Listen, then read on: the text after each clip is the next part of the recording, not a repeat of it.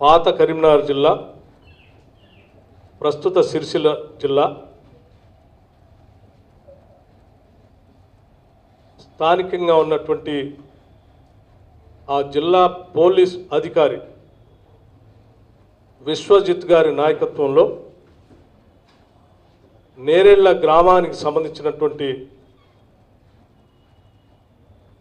8 మంది బలహీన వర్గాలకు సంబంధించినటువంటి వ్యక్తుల్ని 4వ తారీఖు నాడు రాత్రి 10 గంటలకి సిసిఎస్ పోలీసుల ఆధ్వర్యంలో మఫ్టీలో వచ్చి బలవంతంగా తీసుకొని వెళ్ళి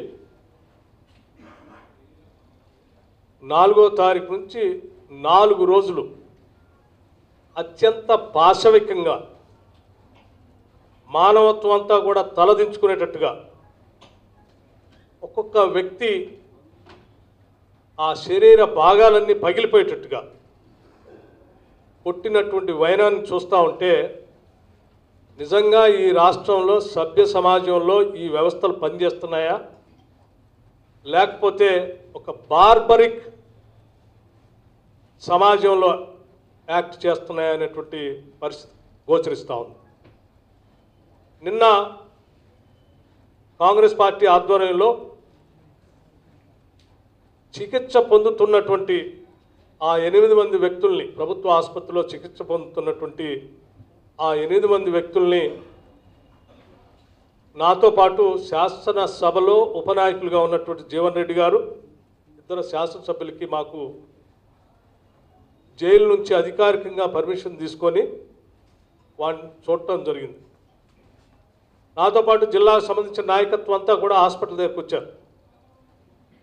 కాంగ్రెస్ పార్టీ నాయకత్వం మొత్తం మేము లోపలికి వెళ్ళి చూసాం. లోపలికి ఎటువంటి కెమెరాలు కానీ మీడియా కానీ కొన్ని ఎలో చేయలేదు.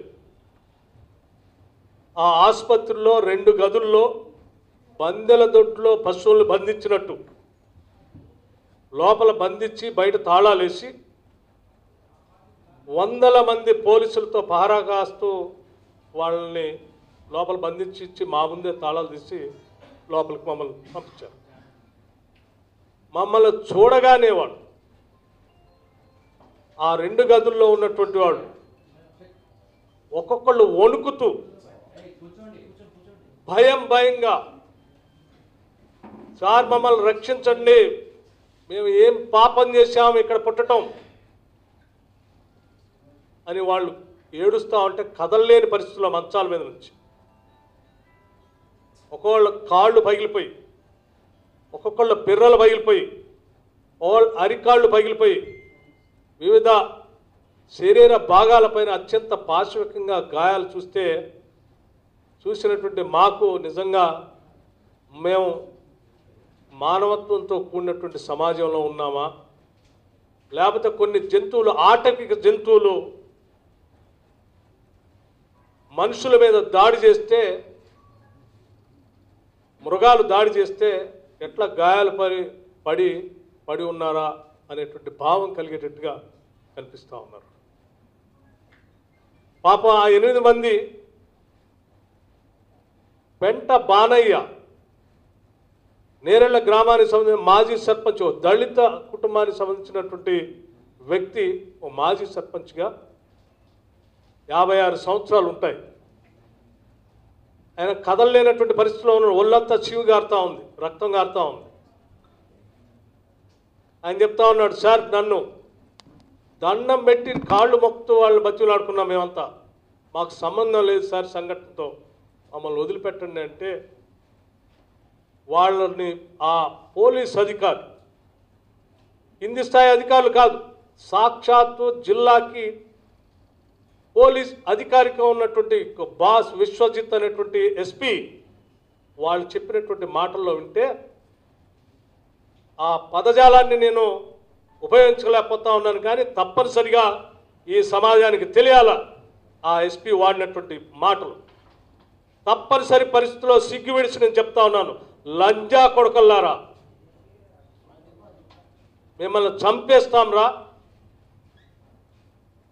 మేము కొట్టినట్టు, తన్నినట్టు, కరెంటు పెట్టినట్టు, థర్డ్ డిగ్రీ చేసినట్టు బయట ఎక్కడైనా పొరపాటున మాట్లాడితే మీ ఆడవాళ్ళని, మీ కుటుంబానికి సంబంధించిన ఆడవాళ్ళందరినీ బ్రోతల కేసులో బుక్ చేస్తాం. మీ కుటుంబ సభ్యుల్ని గంజాయి కేసుల్లో బుక్ చేస్తాం. మిమ్మల్ని తీసుకుపోయి ఎన్కౌంటర్ చేస్తామని చెప్పి 3 రోజులు వరుసపెట్టి కొడతా ఉంటే సోయలేక మేము పడిపోతే, ఆ పడిపోయినటువంటి వాళ్ళు కరెంటు షాకులు ఇచ్చి మరీ లేపి కొట్టినటువంటి బాధ మేము ఏం చేయాలి సార్, ఎవరికి చెప్పుకోవాలని చెప్తా ఉంటే నిజంగా ఇంతకంటే బాధాకరమైంది ఏం లేదు. అసలు నిజంగా ఈ తెలంగాణ రాష్ట్రంలో బడుగు బలహీన వర్గాలకి, దళితులకి నివసించే స్థానం ఉందా సార్ మాకు అని వాళ్ళు అడుగుతూ ఉంటే, మేము ఇక్కడ పుట్టడమే మేము చేసిన పాపమా అని వాళ్ళు అడుగుతూ ఉంటే ఏమీ సమాధానం చెప్పలేని పరిస్థితిలో నేను, జీవన్ రెడ్డి గారు వాళ్ళతో పాటు కన్నీరు పెట్టుకోవాల్సిన పరిస్థితి ఏర్పడింది. ఒక్కొక్క వ్యక్తి, యువకులు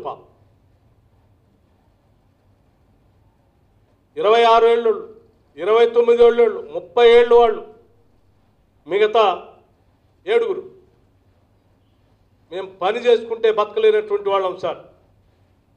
పిల్లలు, చిన్న పిల్లలు ఉన్నారు మాకు, వాళ్ళందరినీ పోషించాలి, రోజు కూలిపోయేవాడు. ఈరోజు మా కాళ్ళు పనిచేయట్లా, చేతులు పనిచేయట్లా, ఈ పనిచేయట్లా, కదలలేని పరిస్థితిలో ఉన్న మమ్మల్ని ఎవరు రక్షిస్తారు? మేము బయటికి పోయి వైద్యం చేయించమని అడిగితే కూడా చంపేస్తారనే భయంతో మేము ఎక్కడ మాట్లాడలేకపోతున్నామని చెప్తా ఉన్నాం. ఇంత భయంకరమైనటువంటి పాశవిక చర్యలు చేపించినటువంటి సిరిసిల్ల పోలీస్ యంత్రాంగానికి సంబంధించిన ఆ పోలీస్ బాస్, నిజంగా వాళ్ళు చెప్పినటువంటి మాటలు నేను మీ అందరి దృష్టికి తీసుకొచ్చాను. ఆ ఉన్నతమైనటువంటి పదవికి కళంకం తీసుకొచ్చాడు అనేటువంటి బాధ నాకు కలుగుతాం. ఎరుకల భూమయ్య అనేటువంటి వ్యక్తి రోజు సాయంత్రం పూట అనేక హోటల్లో మిగిలిపోయినటువంటి ఆహారాన్ని ఏరుకొని తాను పెంచుకుంటున్నటువంటి పందులకి సాయంత్రం పూట తీసుకొచ్చి ఆహారం పెట్టేటువంటి వ్యక్తి. సాయంత్రం మీద మోటార్ సైకిల్ మీద వస్తూ ఉంటే, ఆ ఆహారం తీసుకొని వస్తూ ఉంటే ఒక లారీ ర్యాష్గా వచ్చి గుద్ది అతను చనిపోతే 4వ తారీఖు నాడు ఆ చనిపోయినటువంటి సందర్భంలో ఆ ఇసుక లారీ అక్కడ ఆపకుండా కనీసం ముందుకు వెళ్ళిపోయినటువంటి పరిస్థితుల్లో అప్పటికే దాదాపు ఈ ఇసుక లారీల వలన ఆయా గ్రామాల్లో రూట్లో దాదాపు 42 మంది వ్యక్తులు చనిపోయారు. ఒక సంఘటనలో ఒకటేసారి యాక్సిడెంట్లో 12 మంది చనిపోయారు. ఒకటే రోజు 3 వ్యక్తులు చనిపోయారట ఈ లారీల యాక్సిడెంట్. ఇంతమంది చనిపోతున్నారని పోలీసు దృష్టికి తీసుకొని వస్తూ ఉంటే ఎవరు స్పందించకపోతే ఆక్రోశంతో ఉన్నటువంటి, ఆగ్రహంతో ఉన్నటువంటి గ్రామస్తులు ఆ రోజు ఈ ఎరుకల భూమయ్య అనేటువంటి అత్యంత పేదవాడు చనిపోతే తట్టుకోలేక ఆ గ్రామంలో ఉన్నటువంటి మహిళలంతా వచ్చి లారీలు కట్టడం తిరిగారు. నాకు తెలిసి పాలకులు, ప్రజల పక్షాన ఉండాల్సినటువంటి పాలకులు ప్రజల ప్రాణాలు వాళ్ళ పక్షాన ఉండకపోయినప్పుడు, వాళ్ళు శాండ్ మాఫియాకి వంత పాడుతున్నప్పుడు తప్పనిసరి పరిస్థితుల్లో వాళ్ళ ఆవేశాన్ని వ్యక్తపరచడానికి అక్కడున్న స్థానిక మహిళలు అక్కడ స్పాంటేనియస్గా ఒక లారీకి మంట పెట్టారు. దాన్ని బాధ్యత కలిగినటువంటి మాజీ సర్పంచ్గా ఉన్న వ్యక్తి, సరేలే ఈ కోపం చల్లార్చడానికి దీన్ని కంట్రోల్ చేయాలనే ఉద్దేశంతో పోలీసుకి ఇన్ఫార్మ్ చేస్తే వచ్చినటువంటి పోలీసులు ఆ ఇన్ఫార్మ్ చేసినటువంటి మాజీ సర్పంచ్ భూమయ్య ఎస్సీ, ఆయన్ని ఆ లారీ తగలబడుతుంటే రోడ్డు మీద వచ్చి నిలబడి చూడటానికి వచ్చినటువంటి మిగతా యువకుల్ని రాత్రిపూట వాళ్ళు దొరికారు కాబట్టి తీసుకుపోయి భయంకరంగా కొట్టి, అంటే కేవలం భయభ్రాంతులు గురి చేసి ఎవడు కూడా భవిష్యత్తులో ఈ ఇసుక మాఫియాకు సంబంధించిన లారీలు ఎవడు ఆపడానికి వీల్లేదు, అడ్డుపట్టడానికి వీల్లేదు, ప్రశ్నించడానికి వీల్లేదు అనేటువంటి ఒక భయభ్రాంతాన్ని ఈ రాష్ట్రంలో సృష్టించడం కోసం ఈ రాష్ట్ర ప్రభుత్వం చేస్తున్నటువంటి చేష్టగానే ఇది కనిపించింది. ఇంత భయంకరంగా 5 దళితుల్ని, 3 బీసీల్ని అత్యంత పాశవికంగా కొట్టమే కాకుండా కొట్టిన తర్వాత జైలుకు పంపిస్తే పాప మానవత్వం కలిగినటువంటి జైలు ఈ దెబ్బలు చూసి ఈ జైల్లో ఉంచుకుంటే చచ్చిపోతారనే భయానికి ఆయన తిరిగి పంపించేసాడు. నేను తీసుకున్నాను. రాత్రి మళ్ళీ స్టేషన్ తీసుకొచ్చి తెల్లారి హాస్పిటల్లో చూపించి మళ్ళీ తీసుకుపోయి జైలుకి అప్పచెప్తే ఆ జైలు హాస్పిటల్లో పంపించాడు పాపం. హాస్పిటల్లో ఈరోజు జైలు అధికారి పర్యవేక్షణలో ఆ 2 గదుల మధ్యలో లోపల కూర్చొని వైద్యం చేస్తూ ఉన్నారు. ఇది ఈ రాష్ట్రంలో జరుగుతున్నటువంటి అత్యంత భయంకరమైన దుర్మార్గమైనటువంటి కార్యక్రమాలు. దీన్ని స్థానికంగా ఉన్నటువంటి కాంగ్రెస్ పార్టీ నాయకత్వం బయటికి తీసుకొని వచ్చి వాళ్ళకి రక్షణ కల్పించడం కోసం అక్కడ ఉన్నటువంటి వాళ్ళంతా ప్రయత్నం చేస్తున్నటువంటి సందర్భంలో వాళ్ళకి ధైర్యం చెప్పడానికి మేము వెళ్ళాం. చూసిన తర్వాత అనిపించింది ఇంత భయంకరమైన పరిస్థితులు ఉన్నప్పుడు డెఫినెట్గా కాంగ్రెస్ పార్టీ వీళ్ళందరి పక్షాన నిలబడాలనేటువంటి ఆలోచనతోనే వీళ్ళ కోసం ఏ స్థాయి వరకైనా పోరాటం చేసి వీళ్ళకి రక్షణ కల్పించాలనేటువంటి ఆలోచనతోనే వీళ్ళ హక్కుల్ని కాపాడాలనేటువంటి లక్ష్యంతోనే ఈరోజు అత్యవసర సమావేశం ఏర్పాటు చేశాం. ఈ సమావేశంలో పెద్దలందరూ కలిసి సమావేశంలో నిర్ణయం చేశారు. వాళ్ళ కోసం ఎస్సీ ఎస్టీ నేషనల్ కమిషన్కి వాళ్ళు రక్షించడం కోసం కావాల్సిన పిటిషన్లు చేస్తాం కాంగ్రెస్ పార్టీ ఆధ్వర్యంలో. హ్యూమన్ రైట్స్ కమిషన్కి నేషనల్ హ్యూమన్ రైట్స్ కమిషన్కి రాయబోతూ ఉన్నాం. అట్లాగే జడ్జి గారికి కూడా పిటిషన్ పెట్టబోదలుచుకున్నాం. వారిని కూడా దయచేసి మీరు వచ్చి హాస్పిటల్లో ఉన్నటువంటి ఆ ఖైదీలని చూడండి అని చెప్పడం కోసం. అట్లాగే సిట్టింగ్ జడ్జి చేత పూర్తి స్థాయిలో ఎంక్వైరీ చేయాలని డిమాండ్ చేయబోతా ఉన్నాం. అలాగే ఈ అంశాన్ని తెలంగాణ రాష్ట్రంలో సామాజిక తెలంగాణ రాష్ట్రంలో దళితులకి బలహీన వర్గాలకి రక్షణ లేకుండా పోయింది అని చెప్పేటువంటి అంశాన్ని సాక్షాత్తు తెలంగాణ రాష్ట్రం ఇచ్చినటువంటి పార్లమెంట్ లోక్సభలో కూడా పెద్దలు మల్లికార్జున్ ఖర్గే గారి దృష్టికి తీసుకొని వచ్చి రాష్ట్ర కాంగ్రెస్ నాయకత్వంలో ఆ లోక్సభలో కూడా ప్రస్తావించేటువంటి కార్యక్రమం చేస్తాం. అట్లాగే రాజ్యసభలో అపోజిషన్ లీడర్గా ఉన్నటువంటి పెద్దలు ఈ తెలంగాణ రాష్ట్ర రూపకల్పనలో ప్రాథమిక భూమిక పోషించినటువంటి గులాం నబీ ఆజాద్ గారి దృష్టికి కూడా వారి ద్వారా కూడా రాజ్యసభలో ఈ అంశాలను లేవనెత్తుతాం.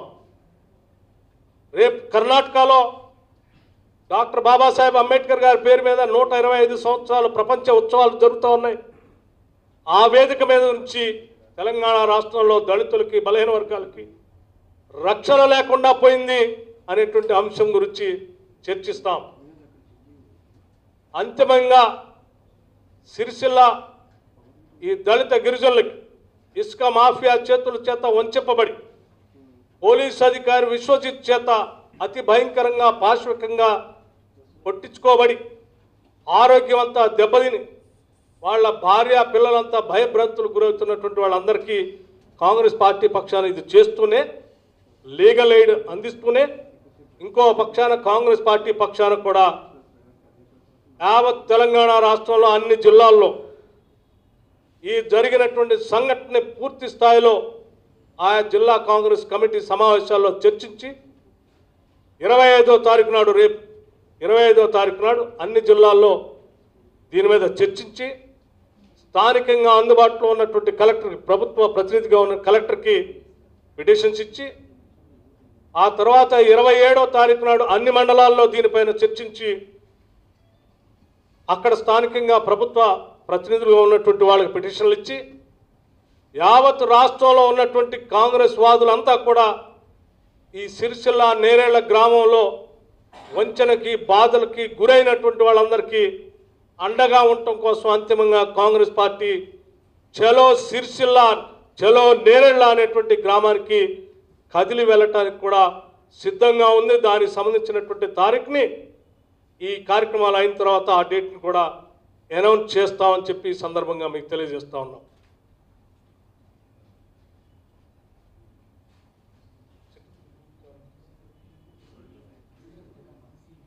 అట్లాగే ఈ అంశాలన్నీ చేస్తూ విశ్వజిత్ కంపాటి యూపీఎస్సి ఈ దేశానికే గౌరవప్రదమైనటువంటి సెలక్షన్ కమిటీ. అటువంటి సెలక్షన్ కమిటీ ద్వారా వచ్చినటువంటి ఐపీఎస్ ఆఫీసర్ నాకు తెలిసి మానవత్వానికే మచ్చ తీసుకొచ్చాడు. దళిత మహిళలంటే నీకు అంత చులకనగా ఉందా? బ్రోతల కేసులో బుక్ చేస్తామని చెప్తావా? మహిళా సంఘాలందరూ కూడా వాళ్ళ తరఫున నీ సంగతి తేలుస్తాం.